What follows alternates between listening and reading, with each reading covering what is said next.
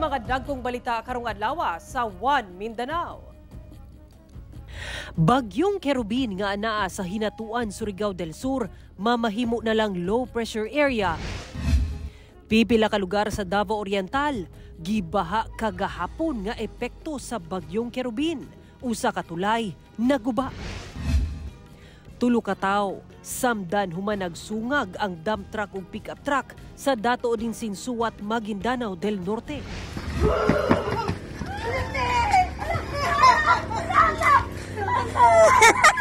Inahan sa General Santos City, sangko sa langit ang kalipay, human gisurpresa sa OFW nga anak nga wala ni agkita sulod sa 7 ka tuig. Ito ang GMA Regional TV One Mindanao. Mayong hapon Mindanao, ako si Sara Hilomen Velasco.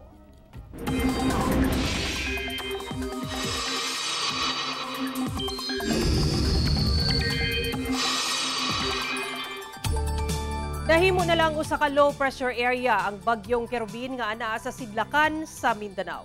Sumala sa pag-asa mihinay ang Bagyong Kerubin ug nahimo na lang low pressure area kaganinang alas 2 sa hapon. Ulay kining nasiplatan sa gilayong 220 km Sidlakan sa hinatuan Surigao del Sur.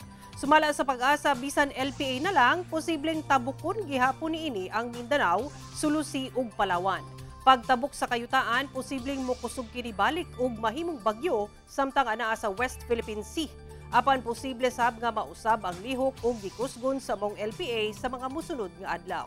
Base sa datos sa Metro Weather, doon nagihapoy kusog nga mga pag-ulan sa Zamboanga Peninsula, Northern Mindanao, Caraga, Davao Region ug Soc-Sargen. Padayong mag-igmat sa hulga sa pagbaha o pagdahili sa yuta. Usa ka tulay ang naguba tungod sa pagbaha epekto sa Bagyong Kerubin nga nasinati sa dakong bahin sa Davao Oriental kagahapon. Atong sayro ng detalye niini sa live report ni John D. Esteban nga manukad sa Mate City sa Davao Oriental. John D.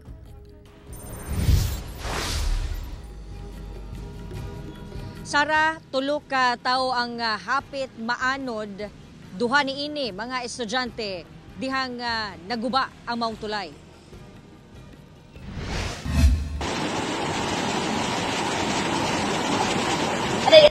Nabutang sa alanganin ang kinabuhi ni mga estudyante sa Caraga, Davao Oriental, human naguba ang tulay nga gama sa kawayan. Wala na niini nakaya ang kusog nga bulog sa tubig sa sapa. Epekto kini sa pag-ulan nga dala sa Tropical Depression Kerubin. Ning lalaki nga mitabang sa duha ka estudyante nga makatabok, swerte nga nasalo sa dako nga bato. Ang usa ka estudyante nakagunit sa kawayan samtang ang usa naanod. May na lang, nadala kini sa mabaw nga bahin maong naluwas na kini. Ang mga estudyante padung-unta mutungha. Wala matupay laing agianan. Maong ginaantos nila ang pag-agi sa maong tulay. Sa Boston, Davao Oriental, doon na sa mga punuan sa lubingan natumba sa sitio Mahayahay, Barangay Kabasagan. Tungod sa pag-ulan, hinungdan nga mihumok ang yuta. Ang local DRRMO, paspas nga nagpaigayon og clearing operation. Alas 4 sa hapon, kagahapon, gipailawom sa Tropical Cyclone Wind Signal No. 1 ang Davao Oriental. Hinuon, wala na kasinatig pag-ulan o hapak sa hangin ang pipila ka lugar sa probinsya sa Mati City. Nag-uulang mananagat nga si Denson kay basin dili na pod makaparagat tungod sa hulga sa pagdaod sa panahon tungod sa Bagyong Kerubin. Matag karon og unya nagamonitor siya sa lakat sa panahon aron mabalhin sa luwas nga lugar ang ihang bangka sa dahikan Mati City, Davao Oriental. So dapat kami mangandam o isa pa kinasecure po namo kung andam ba mo abante ana ng mga panahon kay isip mga mananagat manggod kinahanglan yun namo magka-income o magka-isda kay para sa mong pamilya. Pag once po nga naana yung kalamidad ng mga dagko kay balod, hangin, di yun namo na ipugos ang among sarili po managat dito sa laod. Nagmabinantayon sab ang lifeguard nga si Algie. Di po rin magkumpiyansa kay basin tayo mo kalitrag kuan, kusog ang ulan o hangin. Kung nagbantay yapon ni. Ang mga maestra nga sila Diana Evangelista ug Geraldine Fado nga taga South Cotabato kadiyutra nakabisita sa Dahican Beach ug plano na muuli labi pa nga na ay ginalantaw nga pagdaot sa panahon. Ano po yung gagawin nyo ngayon? Magsistay kayo or uuwi na lang? Uuwi na po. Para? Para maging safe and para makapaglibot-libot pa sa Davao po. Ba kayo nung na-receive yung LDRMC na warning? Na worry ba kayo? Yes po, medyo po kasi malapit po kami sa dagat eh. Okay. Gilatag sa PDRRMO ang rescue equipment, emergency response ug communication devices isip pagpangandam sa posibleng epekto sa bagyo. As an EOC sa province, maka-provide po kami. We can provide them equipment and also personnel po to use those equipment kung hindi nila kayang maggamit ng equipment na ganun po. Alas 7 kagabi igipailawom sa blue alert status ang probinsya. Pagka nasa blue alert status po tayo, yung mga response cluster agencies natin ay inoobliga sila na mag-duty sa ating EOC for faster coordination. Ang ilang ginatutukan sa karon ang pagbaha ug pagdahili sa yuta tungod sa pag-ulan. Labi pa nga daghang barangay sa probinsya ang landslide ug flood-prone areas. Gibutang sa Tropical Wind Signal number 1 ang Davao Oriental, hinuon na lift na kini ug ang Surigao del Sur na sab ang gipailawom sa Wind Signal number 1 as of alas 11 kaganihang buntag. Gipaigmat ang tanang residente nga nagpuyo sa bahaunon ug landslide prone areas ug kanunay magmonitor sa lakat sa panahon. As of 2 p.m. karon, sumala sa weather forecast sa Pag-asa, nahimo ng low pressure area si Kerubin ug aduna na lamang kini medium chance nga ma-redevelop o mahimo siya balik nga tropical depression. Sara. Okay, daghang salamat, John D. Esteban. Tulo ang samdan human nagsungag ang pickup truck ug dump truck sa dato din sinsuwat sa Maguindanao del Norte. Maayong pagkaguba ang unahang bahin ining pick-up truck human nasungag sa usa ka dump truck nga natikalbong sab gumikan sa impact. Nahitabo kini sa National Highway sa Barangay Bitud, Dato Odin Sinsuat, Maguindanao del Norte, Miyerkules sa buntag. Sa inisyal nga investigasyon sa otoridad, pabiyahe gikan sa Cotabato City padulong unta sa General Santos City ang maong pick-up dihang nasungag kini sa kasugat nga dump truck. Sa inisyal nga report, tulo ang samdan gikan sa duha ka mga sakyanan. Kinsa gilayong gipatambalan sa ospital. Usa kuno dinhi ang asawa sa kasamtangang OCD BARM Regional Director. Hinuon anaa na matud pa kini sa maayong kahintang. Parayon pa ang investigasyon sa kapulisan kalabot sa insidente ug sa pag-ila sa mga biktima. Nangandam sab ang Zoxargen Region sa posibleng epekto sa kanhi bagyong Kerubin. Atong sayro ng detalye niini sa live report ni Efren Mamak. Efren. Sara, nagpaygayon ang Office of the Civil Defense of Region 12 ug inventory sa ilang response resources, lakip relief supply sa mga probinsya sa rehiyon isip pagpangandam sa posibleng epekto sa bagyong Kerubin sa rehiyon. Naka-standby na ang Office of the Civil Defense Region 12 alang sa pagresponde sa posibleng epekto sa bagyong Kerubin. Gani sa mismong buwatan nga anaa sa General Santos City, nakaandam na ang non-food items. Gani nagapaygayon na ang buhatan og inventory aron masiguro nga paigop pa ang mga response resources, lakip relief supplies. Meron nga ang instructions na ibinigay sa lahat ng mga probinsya yung kanilang paggawa ng kanilang mga inventory, ng kanilang mga resources and supplies as well to ensure na meron tayong enough supplies para ibigay doon sa posibleng maapektuhan. Gipaniguro sab sa buhatan nga paigo sab ang maong mga response resources, lakip relief supply sa mga local government units sa rehiyon.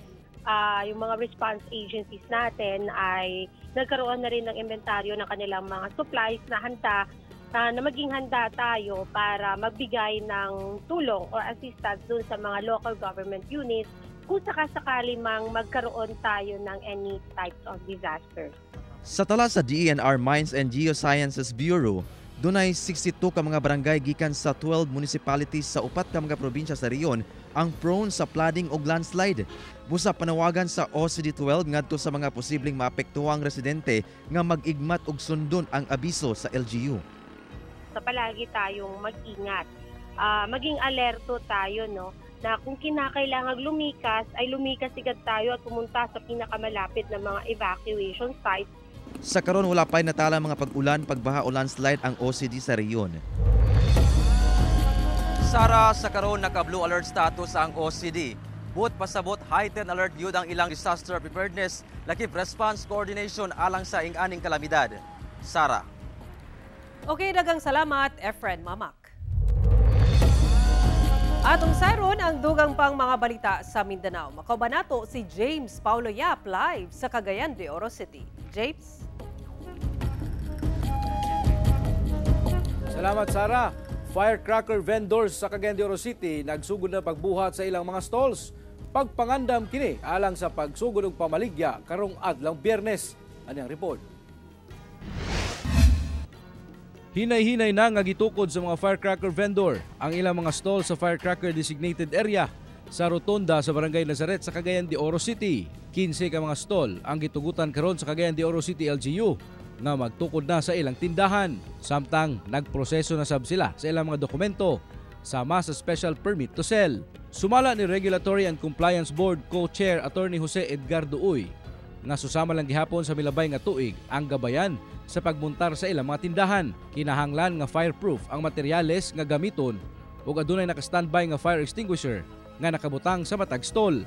Kay kinahanglan mo sila moagi sa RCSU sa PNP, dayon mo ato sila sa Bureau of Fire, ayha lugar ang special permit nga i-issue sa LGU sa city government. Sumala ni Roden Flores kinsa napulo ka tuig na nga namaligya og pabuto nga gipaniguro kuno niya nga compliant sa gabayan sa LGU ang iyang stall.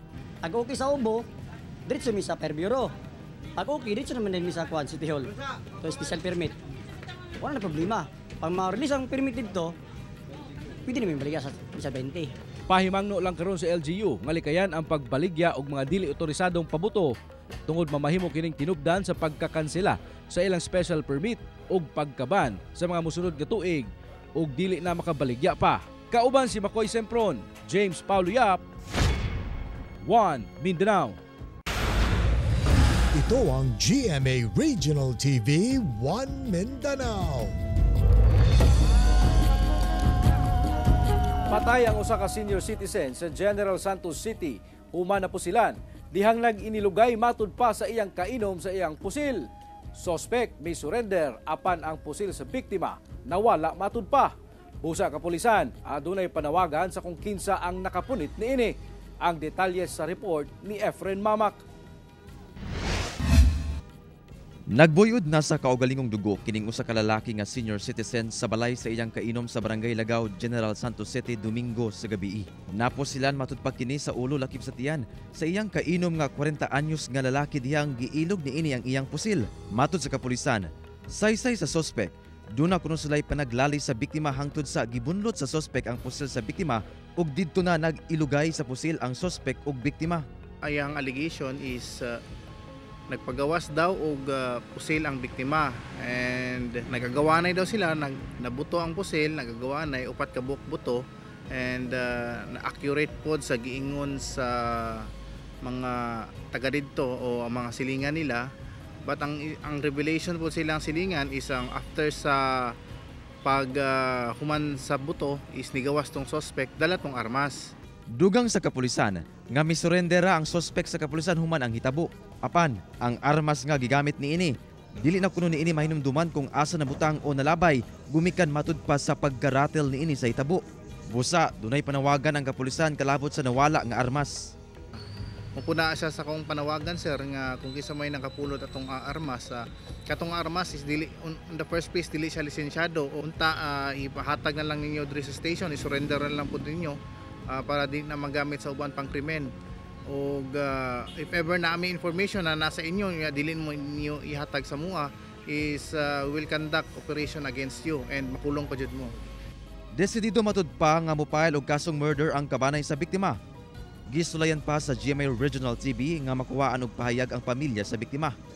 Nagdumil isab nga muhatag og pahayag ang maong suspek. Padayon pa ang investigasyon sa kapulisan.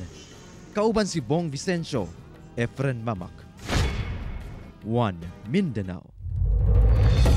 Nanguna ang psychological abuse sa dunay pinakataas nga kaso sa pagpangabuso nga nasinati sa kababayen-an sa General Santos City sumala sa City Social Welfare and Development Office o CSWDO. Gikan January 1 hangtod June 30 ning tuiga, miabot sa 321 ang total cases sa pagpangabuso sa kababayen-an nga nag-edad 19 hangtod 59 anyos sa General Santos City. Sa maong ihap, nanguna ang psychological abuse nga dunay 129 cases. Gisundan kini sa physical abuse nga dunay 98 cases. Ikatulo, ang economic abuse nga dunay 86 cases. Samtang nagpabiling 0 cases ang sexual abuse ug victim of trafficking. Migula sab nga sa maong mga kaso, nanguna ang Barangay Fatima nga dunay kinatibuk ang kaso nga 42. Gisundan kini sa Barangay Labangal nga dunay 37 cases. 23 cases sa Barangay Sinawal ug 22 cases sa Barangay Mabuhay, samtang 20 cases sa Barangay Cunel. Panawagan sa mga otoridad nga gilayong i-report sa barangay laki PNP ang bisan unsa mang pagpangabuso aron maprotektahan ang kababayen-an ug masilutan ang mihimo sa maong krimen. Kini subay sa RA 9262 kon Anti-Violence Against Women and Their Children Act of 2004. Ang pinaka-best po is i-exert nila yung rights nila as tao, as babae. Pangalawa po, pag nakaranas sila ng pangabuso, magsumbong, mag-report. Huwag pong manahimik. Okay? Huwag pong matakot. Nang hatag ang Cagayan de Oro City LGU ug dugang gamit alang sa Task Force Oro sa 4th Infantry Division sa Philippine Army. 2 ka patrol car ug 2 ka motorsiklo ang nadawat sa Task Force Oro sa 4th Infantry Division sa Philippine Army gikan sa Cagayan de Oro City LGU. Gituyo kini sa LGU aron pakusgan pa ang mobility sa TF Oro ilabi na sa pagbatok sa hulga sa mga terorista sa syudad.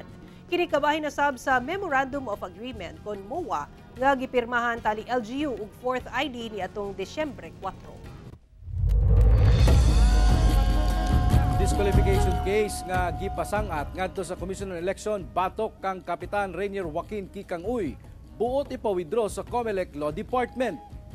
Sa motion nga gi-file sa Commission on Election Law Department ngadto sa COMELEC 2nd Division, gibutyag niini nga buot nilang bakwion ang disqualification case nga ilang gipasaka batok kang Barangay Carmen Kapitan ug 1st District Congressional Aspirant Rainier Joaquin Kikang Uy kahinumduman nga November 29 dihang gipadalhan og sulat sa COMELEC si Kapitan Uy mahitungod sa gipasangat nga disqualification case niini. Ang aligasyon tungod matud pa sa paspas nga pagsaka sa ihap sa mga botante sa Barangay Carmen. Wala pa nagpagawas og pahayag ang COMELEC kalabot niini apan nagpasalamat ang kampo ni Uy sa ilang nadawat nga development sa kaso. Gilift na ang suspensyon sa biyahe sa mga sakayang pandagat sa Davao Oriental. Human gisuspende kaganinang buntag ang biyahe sa mga sakayang pandagat sa kadagatang sakop sa probinsya sa Davao Oriental tungod sa epekto sa bagyong Kerubin, gilift sab kini human sa pipila ka oras. Base sa impormasyon sa Philippine Coast Guard Station Davao Oriental, alas 11 kaganinang buntag dihang gilift ang maong suspensyon human natala sa pag-asa ang paglihok sa bagyong Kerubin padulong sa Hinatuan, Surigao del Sur. Apan giabisuhan gihapon sa ehensya ang mga maglawig sa kadagatan nga mag-igmat gihapon sa posibleng pagdaot sa panahon ug padaing maminaw sa abiso sa lokal nga kagamhanan kalabot sa dagan sa panahon. Ito ang GMA Regional TV 1 Mindanao. Mas mahimong sadya ang Paskuhan sa Gensan sa General Santos City karong gabi sa pagsalmot ni Kapuso actor Christopher Martin. Paskuhan sa Gensan just got even better sa pagsalmot ni Kapuso actor Christopher Martin sa aktibidad. Ipaygayon kini karong alas 7 sa gabi sa Plaza Mayor sa UST General Santos sa Gensan. Busa, let's celebrate Christmas nga magkauban sa Gensan, mga kapuso.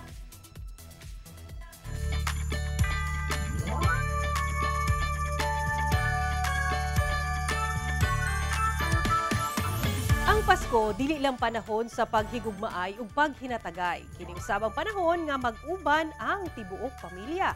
Busa ingon ani na lang ang kalipay sa usa ka inahan sa General Santos City nga gisurpresa sa OFW nga anak nga wala niya kita sulod sa 7 ka tuig. Ang ilang makatandog nga panakita atong sayron sa Christmas Special Report ni Efren Mama. Dalian!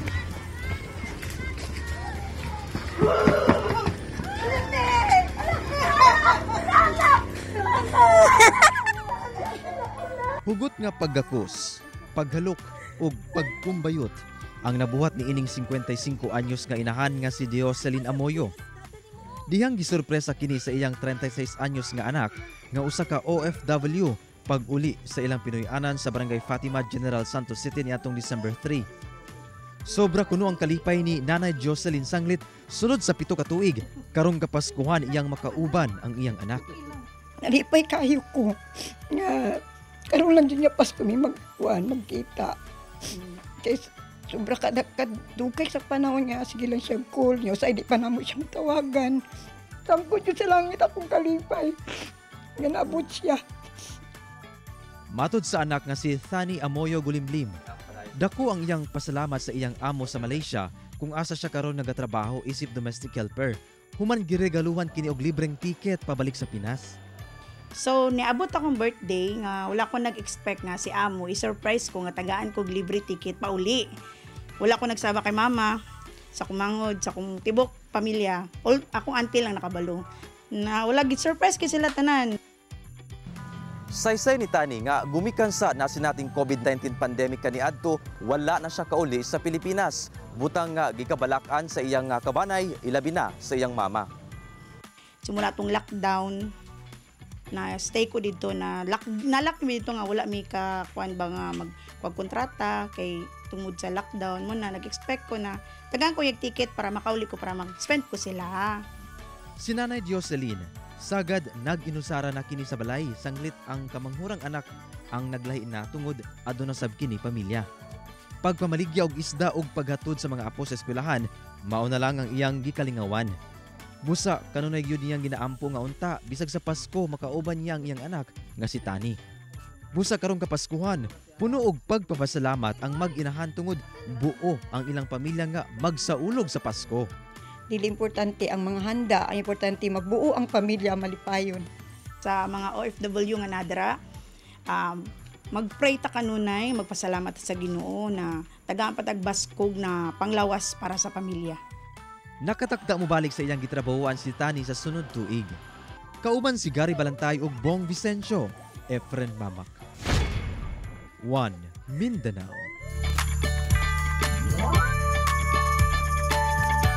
Mga kapuso, 7 days na lang o usa ka semana na lang yun. Pasko na! O kato, muling balita sa Mindanao karong adlaw. Mamahimo ninyo kini makita pag-usap pinaagi sa pagbisita sa official website sa GMA Regional TV o bisitahan ang among official YouTube channel ug i-click ang subscribe button para sa pinakaulahing balita. Daghang salamat sa atong mga kapuso sa Mindanao nga nagalantaw kanamo ug sa atong mga kapuso abroad. Padayon lang sa pagtutok sa mga lokal nga balita matag adlaw tungod sa GMA Regional TV, Local News Matters. Kami ang GMA Regional TV 1 Mindanao, tibok persa para sa mas dakong misyon ug mas halapad nga pagserbisyo sa nasod.